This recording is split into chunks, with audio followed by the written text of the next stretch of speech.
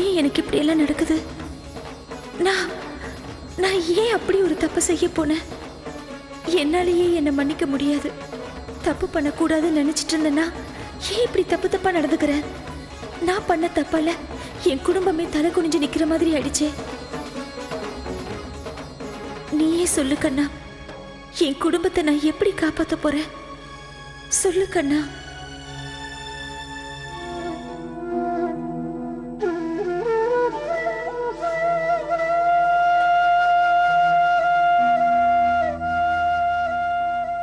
ராதிகா அக்கா, எப்ப பார்த்தாலும் அழுதுட்டே இருக்கீங்க.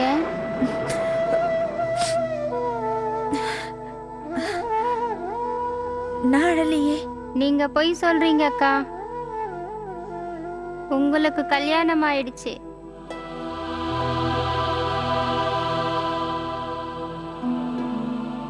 எங்க அம்மா சொல்லிருக்காங்க, கல்யாணத்துக்கு அப்புறம் பொண்ணுங்கள் எல்லாம் இன்னொரு வீட்டுக்கு போயிடுவாங்களாமே. நீங்க அந்த வீட்டுக்கு போல, அதனாலதான் அலறீங்க இல்லக்கா?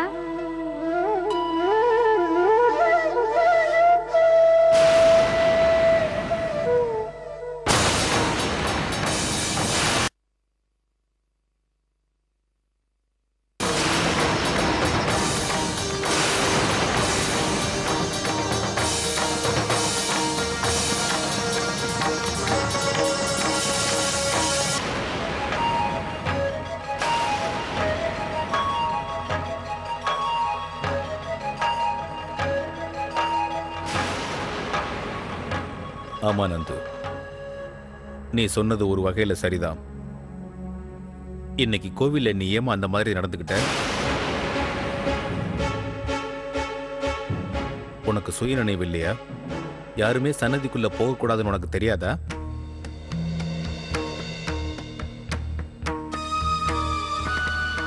நான் கடவுள்கிட்ட ஒன்று மட்டும்தான் வேண்டிக்க முடியும். உனக்கும் விஷாகாவுக்கும் வாழ்க்கையில எந்த பிரச்சனையும் வரக்கூடாது. ஆனா நீ தேவையில்லாம சன்னதிக்குள்ள நுழைய போய் என்ன சங்கடத்துக்கு ஆளாக்கிட்ட. நாம கோவில்ல வேலை செய்யறவங்க கோவில் விதிமுறைகளுக்கு கட்டுப்பட்டு வாழ்றதுதான் நமக்கு மரியாதை. எந்த காரணத்துக்காகவும் நாம அந்த விதிமுறைகளை மீறக்கூடாது ராதிகா. தயவு செஞ்சு என்ன மன்னிச்சிடுங்கப்பா.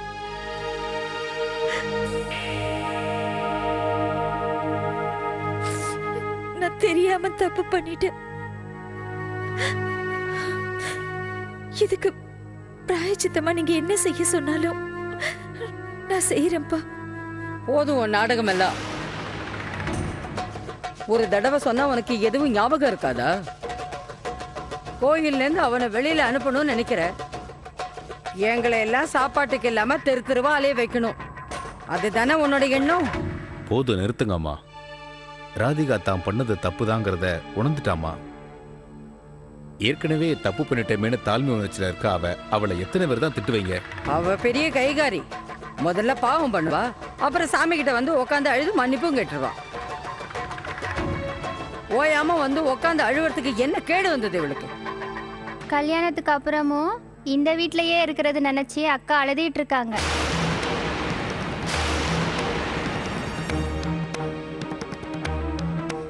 உன் பங்குக்கு என்ன வளர்ற? போ போ, முதல்ல இங்க இருந்து. வெளியில உன்னை யாரோ தேடிட்டு இருக்காங்க, போ. நந்து சொல்றதும் ஒரு வகையில உண்மைதாமா. ராதிகா விசாகா மேல ரொம்ப அன்பு வச்சிருக்கா. கல்யாணத்துக்கு அப்புறம் விஷாகா இவளை விட்டு புகுந்த வீட்டுக்கு போயிட்டா. ராதிகாவுக்கு அப்பப்ப விஷாகா ஞாபகம் வந்துருது பாவம். ஆனா கல்யாணம் நடந்தது.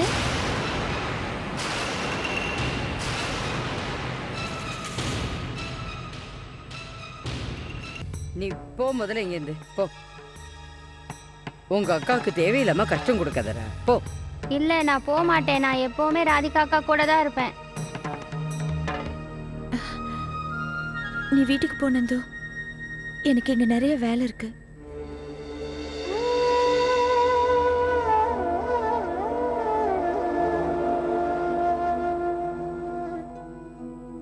ராதிகா, கல்யாணம் ஆனதுக்கு அப்புறம் ஒவ்வொரு பொண்ணும் தான் புகுந்த வீட்டுக்கு போய் தானமா ஆகணும். இதுதானே உலக நடைமுறை. நீ இதே மாதிரி தனியா உட்கார்ந்து எப்போ பார்த்தாலும் விஷாகாவையே நினைச்சு அழுதுகிட்டு இருந்தன்னா விஷாகாவுக்கு தெரிஞ்ச அவ மனசு எவ்வளவு வேதனைப்படும். புரிஞ்சு நடந்துக்கம்மா.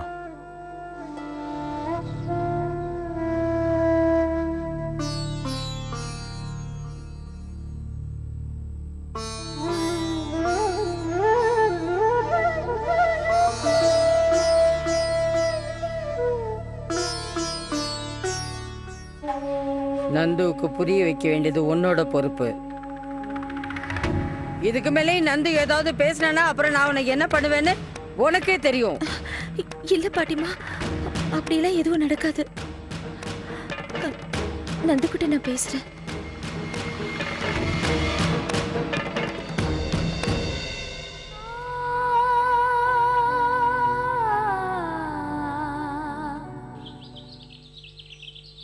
சின்ன மருமகன்னு அன்பு காட்டுறாங்க, என்ன எதிர்த்து பேச யார் இருக்கா? அதனால தானே நான் நாங்க அனுப்புனேன். அன்பை காட்டுறதெல்லாம் சரி, ஒத்துக்கிறேன். பணத்தை யாராவது கண்ணில் காட்டினாங்களா? அதெல்லாம் விடு. நம்ம பிளான் எப்போ ஒர்க் அவுட் ஆகும் அத முத சொல்லு. இல்ல பிரதீப், அதுதான் கொஞ்சம் கஷ்டமான விஷயம். ஒவ்வொரு நாளும் ஒரு பூஜை, ஒரு சடங்குங்கிறாங்க. எனக்கு தலையை வெடிச்சிடும் போல இருக்கு. அது மட்டும் இல்லாம தினமும் காலையில சீக்கிரம் வேற எழுந்துக்கணுமா. அதனால உனக்கு ஏதாவது பலன் கிளன் கிடைக்குமா? இல்ல பலன் கிடைக்குதுன்னா பண்ணு. கண்டிப்பா பலன் கிடைக்கும். Great great. உனக்கு ஒண்ணு தெரியுமா?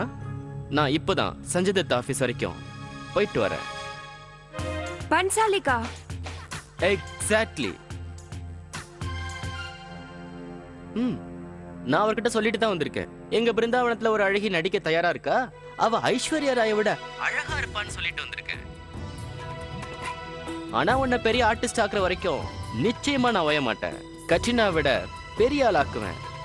சின்ன மருமகளே, ஒரு நிமிஷம். அம்மாவா கூட நான் பேசுறேன். வணக்கம்மா. தாங்கள் தொடர்பு கொள்ள நினைக்கும் இந்த எண் தற்போது உபயோகத்தில் உள்ளது. தயவு செய்து சிறிது நேரம் கழித்து தொடர்பு கொள்ளவும். மிக்க நன்றி.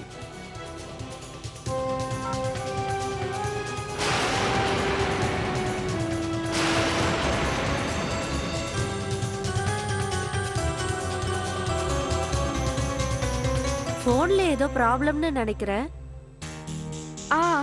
அது ஏதாவது வேலையா வந்தீங்களா அண்ணி? அண்ணின்னு கூப்பிடாத, அக்கான்னு கூப்பிடு. சரி சரி அக்கா. பாட்டிமா உன்னை அவங்க ரூம்க்கு கூப்பிட்டாங்க. மறுபடியும் ஏதோ ஒரு gift கொடுப்பாங்கன்னு நினைக்கிறேன். சரி, நான் இப்பவே வரேன், வாங்க. ஏய் விஷாக்கா, உன்னோட கொலுசு எங்க?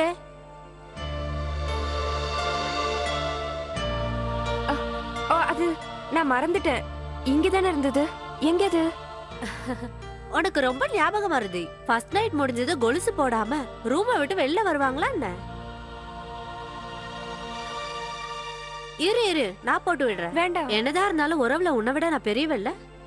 இருந்தாலும் வயசை வச்சு பார்க்கும்போது உன்னை விட சின்னவ தானே. ஆனா ஒண்ணு, எனக்கு எப்பவுமே கலாட்டா பண்றது இருந்தா ரொம்ப பிடிக்கும் தெரியுமா?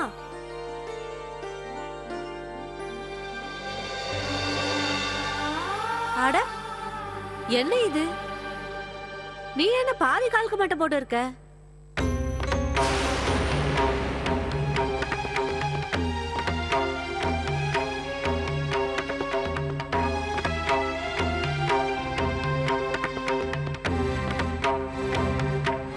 மண்டபத்துல நான் பார்த்தேனே, அப்ப முழு காலுக்கு போட்டு இருந்தியே.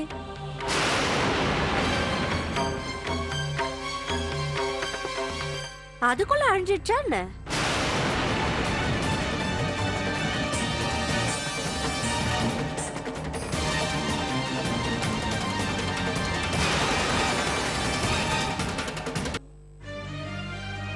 அது அழிஞ்சிடுச்சுன்னு நினைக்கிறேன். முழு கால்ல போட்டு பாதி அழிஞ்சிடுச்சா என்ன? இது ரொம்ப அபசகனம் சின்ன மருமகளே. இது வேற அப்பப்ப வந்து என் உயிரை வாங்குது. இதுல என்ன அபசகனம்? போடும்போது அதுல ஏதாவது சரியா கலக்காம விட்டுட்டியா? இல்லையே. அட, பாட்டிமா கூப்பிட்டாங்கன்னு சொன்னீங்கல்ல, வாங்க சீக்கிரமா போலாம். போலாம். நான் எப்பவுமே இப்படிதான் தொண பேசிக்கிட்டே இருப்பேன். சாஸ்திரி, சேஷாத்ரி, வெளியில வாங்க.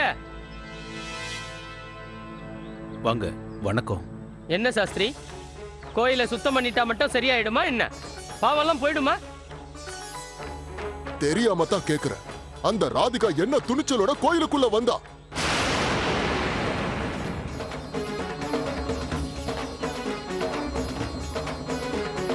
சாஸ்திரி, உங்கள மாதிரி நியாயம் தர்மம் தெரிஞ்ச பெரிய ஞானி இந்த பிருந்தாவன கிராமத்திலேயே வேற யாரும் கிடையாது. அந்த பொண்ணை நீங்க உங்க வீட்டுல வச்சு வளங்க. ஆனா எப்படி வளர்க்கணும், எப்படி வளர்க்கணும்னு நாங்க சொல்லட்டுமா? இது கடவுள் இருக்கிற இடம். இங்க எப்படி வாழணும்னு தெரியாதா? சாஸ்திர சம்பிரதாயம் படிச்சவர் தானே நீங்க? சாஸ்திர சம்பிரதாயத்துக்கு கட்டுப்பட்டு தான் வாழ்றேன். இருந்தாலும் உண்மைக்கு நான் எப்பவும் தலை வணங்குவேன். ராதிகாவை நீங்க எல்லாரும் மன்னிச்சிருப்பீங்கன்னு நினைச்சேன்.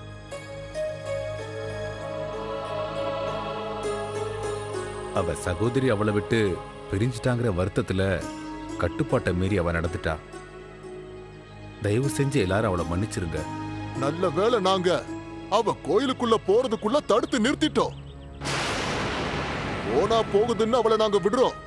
இன்னொரு தடவை இந்த மாதிரி நடந்தது, அதுக்கப்புறம் நாங்க உங்களை பத்தி யோசிக்க வேண்டிய அவசியம் வந்துரும்.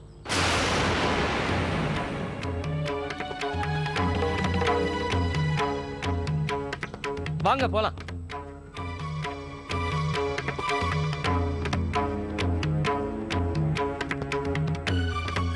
இப்ப எதுக்கு தண்ணியை கொண்டு வந்த? விஷத்தை கொண்டு வந்து கொடு. எவ்வளவு பெரிய அவமானத்தை தேடி வச்சிருக்க. பாவம், தேவையில்லாம அவ ஊர் முன்னால தலை குனிஞ்சு நிக்கிறத பாக்குறதுக்கு முடியலன்னா போய் ஆத்துல குளத்துல விழுந்து சாவு. போதுமா, அவளை திட்டாதீங்க. இந்த பேச்சை இதோட விட்டா எல்லாருக்கும் நல்லது. நான் ஒரு முக்கியமான வேலையா போய்கிட்டு இருக்கேன். ஏற்கனவே எனக்கு நேரம் ஆயிடுச்சுமா.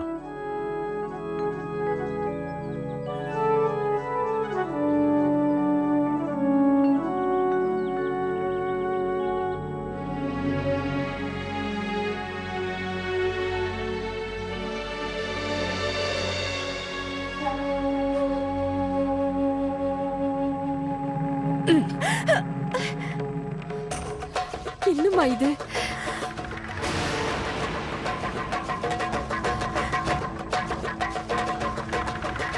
என்னடி வேணும் உனக்கு? இப்ப இத்தனை வருஷமா கட்டி காப்பாத்திட்டு வந்த மானத்தை ஒரு நிமிஷத்துல நாசமாக்கிட்டியே. புரோகிதர் வீட்டு பொண்ணு கூட நீ வளர்ந்தா புரோகிதர் பொண்ணுன்னு நினைச்சிட்டியா?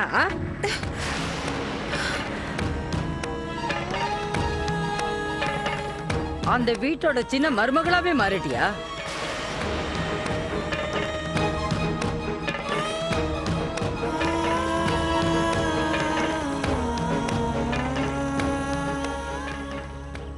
இதே மாதிரிதான் எங்க வீட்டுக்கு பக்கத்துல ஒரு புது பொண்ணுக்கு போட்டிருந்த மருதாணி 2 நாள்ல அழிஞ்சு போயிடுச்சு.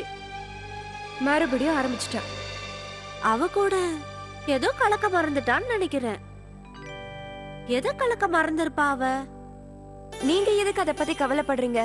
எதுக்கா? இது கூட உனக்கு தெரியாது? மருதாணி ரொம்ப முக்கியமான விஷயம். ஃபர்ஸ்ட் நைட்டுக்கு அதான் அடையாளமே. தெரியாதா? கன்னியா இருக்கவங்க அப்பதான் முழுமையான பெண்ணா மாறுறாங்க. அதுக்காக தான் கல்யாணத்துக்கு முன்னாடியே போட்டு விடுறாங்க. ஒரு பொண்ணு இன்னொரு வீட்டோட சேர்ந்து வாழணும்ல, அதுக்காக தான் இந்த மருதாணியை போட்டு விடுறாங்க. சரி சரி சரி சரி சரி சரி, நீ இங்கே இரு. நான் போய் பாட்டிமா கிட்ட கேட்டு வரேன். இதுக்கு ஏதாவது பரிகாரம் இருக்கா? அக்கா, அவங்களையும் கேக்குறீங்க? உங்களுக்கு என்ன பண்ணணும்னு தெரியாதா? தெரியாதே. நீங்க அதிகமா படிச்சவங்க மாதிரி இருக்கீங்க. நீங்க படிச்சதுல இத பத்தி ஏதாவது போட்டிருக்கோம்ல? அப்ப இருக்கும்ல. பரிகாரம் பண்றது எப்படின்னு என்கிட்ட ஒரு புக்கு இருக்கு. நான் போய் அதை பார்த்துட்டு வரேன்.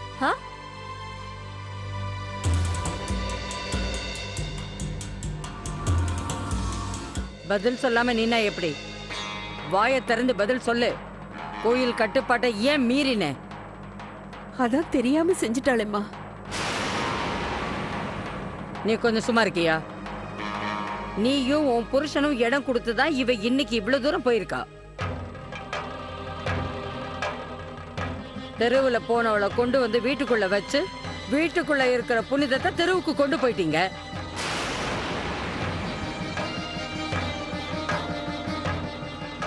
அம்மா பாவம், அவ ஏதோ தெரியாம செஞ்சுட்டா, அதான் முடிஞ்சு போச்சேம்மா. அதெல்லாம் கிடையாது. இவ வேணுனே திருட்டுத்தனமா நாடகம் ஆடுறா. ஒண்ணுமே ஞாபகம் இல்லாம அப்படியே கோயிலுக்குள்ள போயிட்டாலாம். அப்படியெல்லாம் ஏதாவது பண்ணினா தானே இவ எதுக்காக போனா ஏன் போனான்னு எல்லாரும் இவளை கேட்பாங்க. அப்ப எல்லாருக்கும் சொல்லலாம்ல, புரோகிதர் குடும்பத்துக்கும் தனக்கும் உறவு இருக்குன்னு. அதானே?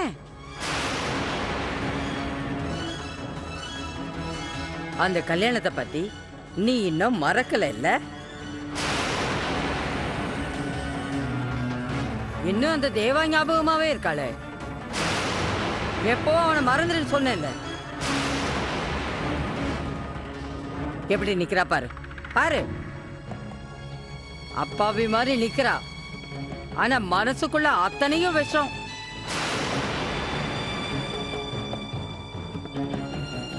சரி, உனக்கு தான் இவ்வளவு தெரியுமா? இன்னமும் அவனை மறக்காம தானே நீ இருக்க?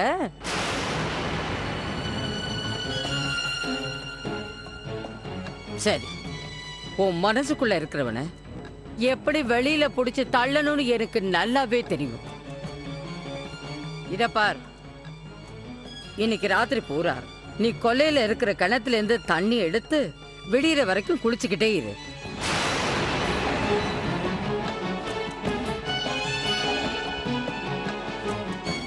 அதுக்கப்புறம் தேவா உன்னை தொட்டது உனக்கு மறந்தே போயிடும். அதுக்கப்புறம் தேவாவை பத்தின நினைவு உன் மனசுல இருந்து போயிடும்.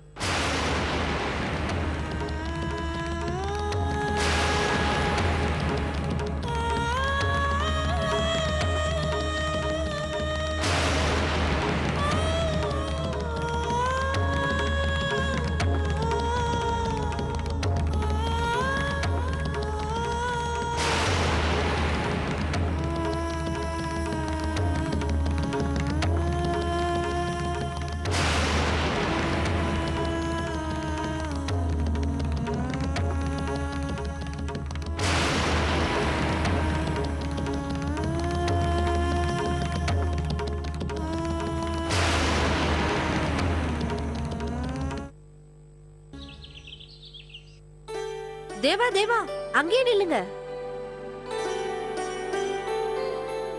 என்ன பண்றீங்க நீ? என்ன பண்றீங்க? ஐயோ கொஞ்சம் இருங்க, நான் பண்ணிட்டு இருக்கேன்ல. கல்யாணம் முடிஞ்ச கையோட இத பண்ணிருக்கணும், இல்லனா இந்த அபசகுணம் வந்திருக்காது. அபசகுணமா? என்ன அபசகுணம் தீபிகா? அச்சச்சோ, உங்களுக்கு கூடவா இது தெரியாது? விஷாக்கா கால்ல இருந்து மருதாணி அழிஞ்சிடுச்சு. நலுங்குக்கு போட்டது. எவ்வளவு பெரிய அபசகுணம்! அதுக்கு போய் எனக்கு திஷ்டி சுத்தினா எப்படி சரியாகும்? ஒரு நிமிஷம். நலங்குக்கு போட்ட மருதாணினா? என்னக்கா இப்படி கேக்குறீங்க? நாம எல்லாரும் பார்த்தோம்ல, மண்டபத்துல விஷாக்கா கால்ல மருதாணி இருந்ததுல, அப்ப முழுசா இருந்தது. இப்ப பார்த்தா அதுல பாதி அழிஞ்சு இருக்கு. பார்க்கும்போது வேற கால் மாதிரியே இருக்கு. இவளுக்கு ஆன மாதிரியே இல்ல, வேற யாருக்கும் ஆன மாதிரி இருக்கு.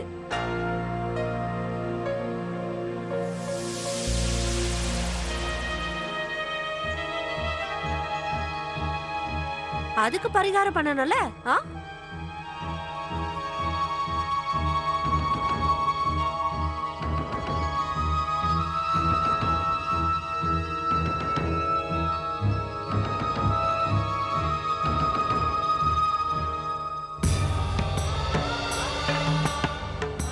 அப்படின்னா கல்யாணத்துக்கு முன்னாடி வேற யாருக்கோ தான் மருதாணி வச்சிருக்காங்க. அப்போ எனக்கும் விஷாக்காக்கும் கல்யாணம் நடக்கலையா?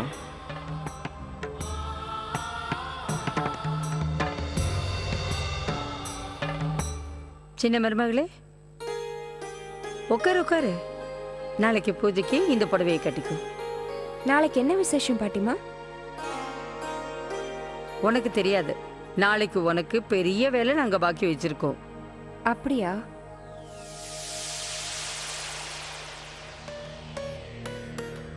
அதை விட முக்கியமான வேலை இப்ப பாக்கி இருக்கு.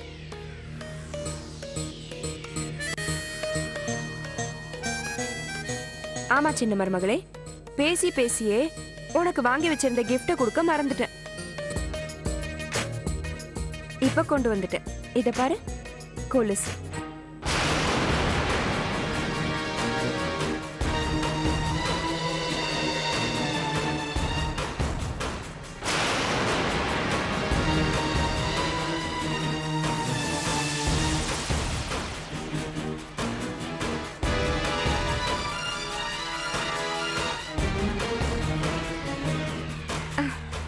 எதுக்குக்கா இப்ப இதெல்லாம்? எப்படி இருக்கு? நல்லா இருக்குல்ல? ஆ, ரொம்ப நல்லா இருக்கு. அப்ப சரி, போட்டு காமி. இல்ல இல்ல, நான் அப்புறமா போட்டு காமிக்கிறேன். அடடா, போட்டு காமிய. என்னமாச்சு? போட்டுக்க, ஏன் உன் ஓரகத்தையும் அவ்வளோ ஆசையா கொண்டு வந்து கொடுக்குறால. பாவம் அண்ணி சொல்றால, போட்டு காமிச்சிடு. சரி.